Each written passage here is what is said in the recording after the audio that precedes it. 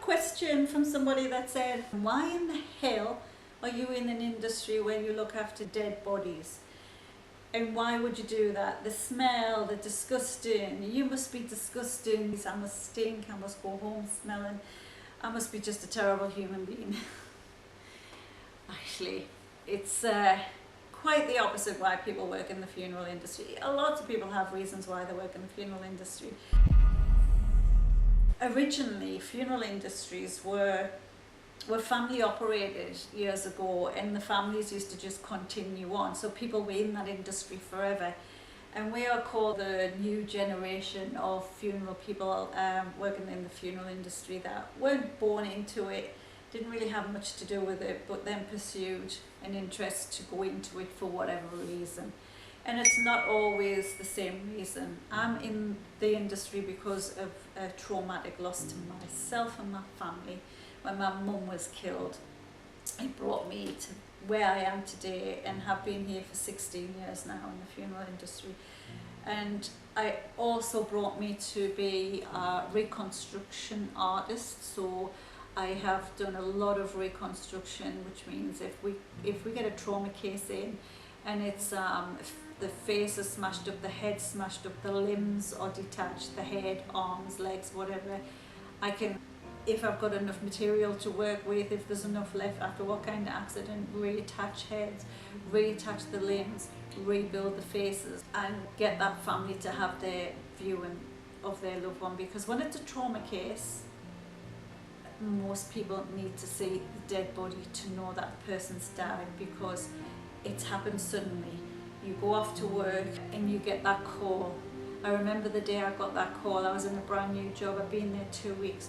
I even know I was in Middlesbrough we went down on a minibus because there was about 16 of us doing a training course down in Middlesbrough. We were working for the NHS blood donor service. I was training to take donations of blood at the time, because I've just left my hairdressing job after nearly 20 years of working in hairdressing and beautician. And I was there when I got the call. I know exactly what the weather was like. I know exactly where I was standing. I know exactly what happened, and I could still relive that call to the very, very, very words my sister was telling me on the phone. When she said, "Are you sitting down?" And I went, "No, Kim, I don't need to sit down. You're going to tell me Dad's had a heart attack again," because he'd already had 3. And she went, "No, it's Mum." And I went, "Oh, what's wrong?" She went, "You need to sit down." I went, "No." And I remember walking outside. And it took them all day to find me, because they didn't know where I was. My sister, my family didn't know where I was. And my mum and dad were on holiday at the time. She was killed while she was in Malta on holiday. And she said, "You're going to have to sit down." I said, "I am okay. I've got people near me. Tell me what's happened." She went, "Mum's dead." And I still remember, I can't remember feeling the pain of my knees hitting the concrete, just collapsing to my knees. And I don't know if I dropped the phone or I was still sane, but I remember saying, that can't have happened. She'll be in hospital. Did they check the hospitals in Malta? Which hospital is she in? Have they taken her somewhere? And not knowing at the time what had happened, and that my dad was with her at the point of time she was killed, so he'd witnessed everything, and she was definitely dead. But when you get them calls, you don't believe it, and you need to then see that dead body. You've got to see that dead body. Well, I had to see that body, my family did. We needed the closure, and that's what I do, and I specialise in the fact that I can rebuild, because we were denied that. The funeral home were not very nice. They treated us terrible, and because it was a repatriation, and Mum would have had to be embalmed over in Malta. She'd have hated that with a passion. So they didn't have the skills, whoever took care of her, when they brought her over, and said there was no way we could have a viewing. So you need, not everybody, but most of us, when it's a trauma case of death, we need to see our loved ones. So that's why I'm in this industry. And yes, we see trauma. We see so much trauma the average person doesn't see it. It's just, unfathomable what we've actually seen in the years of working it, especially 16 years. The amount of things I've seen, you couldn't make up even in a horror movie sometimes. Pretty horrific. Yes, the smells. Decomposition smells bad. It sticks to everything. It sticks to all of you.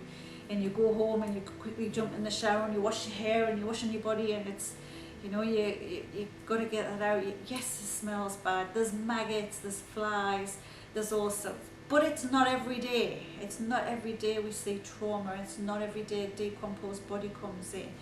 Most days is caring for people that have either, you know, passed away naturally in their old age, or, you know, there's a lot of ways people die, and the way we lose people through life, from, you know, unborn babies to somebody that's 110 years old.